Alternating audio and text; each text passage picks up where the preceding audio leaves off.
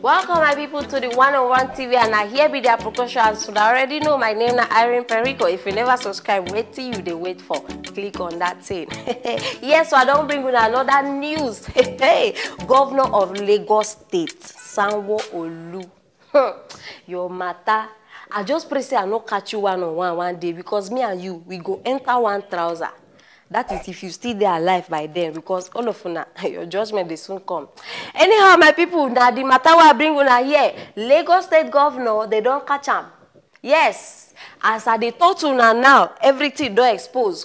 Una no go understand, but wait, make I break her down for now. They call Ahmed Ibrahim Taiwo. And I just say many of una know, I better put the picture where these people they see. See, as I bring this news, the joy in my heart.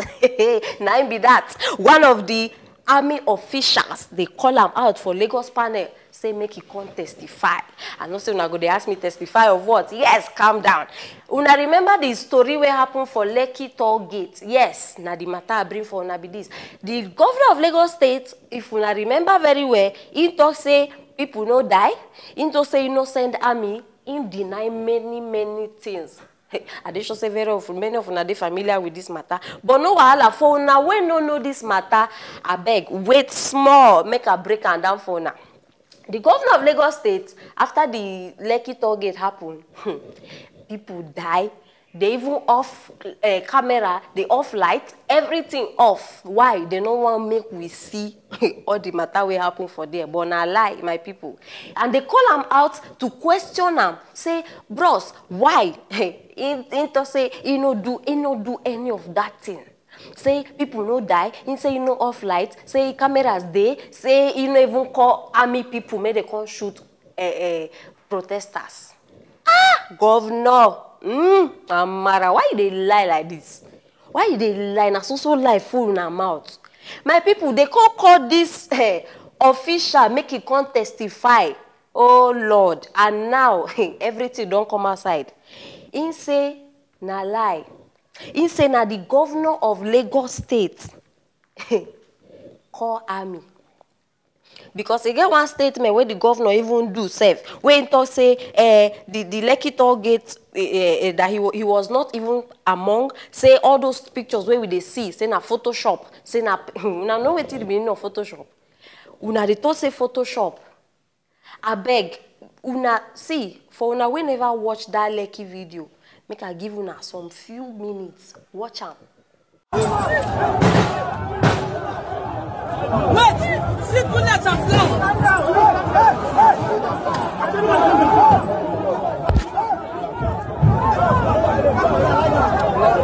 Hey, lie down, lie down! Let's go! Guys, wait! Bros, this guy will break my leg!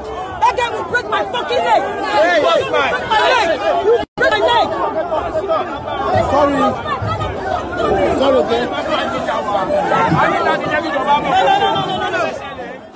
Una want me say that thing na Photoshop. That thing look like waiting person makeup. Why una they believe nonsense stories? See, you know what they pay me? Next election now, 2023, Lagosians, una go they vote for this same man. We won't kill una. Now waiting they pay me. If una like, make una no open una eye. All of una way they busy, they talk Buhari. Una don't see the one way was. Because this Lekki Toll Gate, if he be say Buhari say they innocent. I not to say they innocent, but as he stand now this governor of Lagos State carry everything for head. Yes. Now he carry, I bet put this governor picture. Look me where, Oga, look me where. Enjoy you. You see this small time where you get. Enjoy it, because when judgment start, they catch all of una. Hey! Now here I go there. Now me go still bring this matter. The way una go suffer.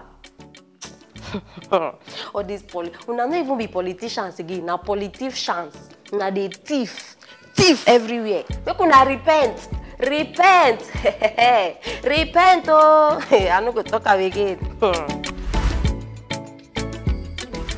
Mother and her 4-year-old daughter were kidnapped, and the mother was raped for 2 weeks. Yes. Don't be shocked. It happened. All these things when they hear say they happen for movie, if they happen for real life. This woman, they work for hospital. Some people say, I don't understand. Una too, see, no be say they insult the woman. Why you no feel they comfortable with your salary? They can't call. Normally, they work for hospital. Yes, they work for hospital. They can't call them this gang of people, these criminals. They can't call them behave like say they be one rich people like that. They can't tell her say may she come, say one of their people they badly injured. Say I beg, may she come treat them, and the money where they give them big. Now that thing even scatter the woman mind. She no even fit think again. And so the woman come they go with her pikin. Say she they go treat the person. When she reached there, na there kasala boss. And so they carry her with the pikin, they bundle 2 of them, and they lock them up for 2 weeks. Hey! 2 weeks. Not be say they just lock them up, say they sit down for one place, they hungry. Una don't understand. See, women, you na feel relate. Imagine say person they sleep with you. Not be just one person. The group of those people, every day for 2 weeks. Imagine, turn by turn, every day. Now, so they carry this woman. I don't even see. My question now be say, how she even survive this thing? Because that place by now, I dey wonder how that place go be. You not understand? No be everything I supposed to speak English. I dey wonder how that place. The thing bad. And now, as I talk to the police, don't arrest too. They still they look for the other people where they involved for this matter. You know one thing, these Pakistan people, do you know what? You know one thing what I don't like about them? They sabi judge. They carry religion for head. If they see woman wey no cover hair, you won't don't finish. They go preach.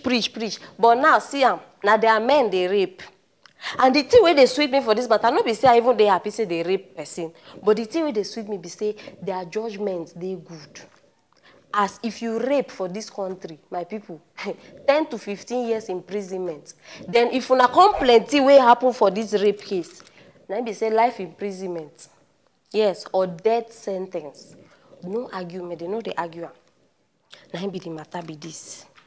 So, I beg, I don't know who this message go reach, but I beg una, make una dey contented with what una get. Because this woman now, assuming she dey okay with her salary, she no for face this thing. Yes, make una not too dey desperate for work, for job. Enjoy what you get. Now the message we I get for una be this. And all of una wey know people where they rape. And if you dey watch me, you know say you dey involved in this raping case. Repent. I no go talk past this one. Because now they suppose, in fact, before they kill una, said they suppose cut that thing. Nonsense.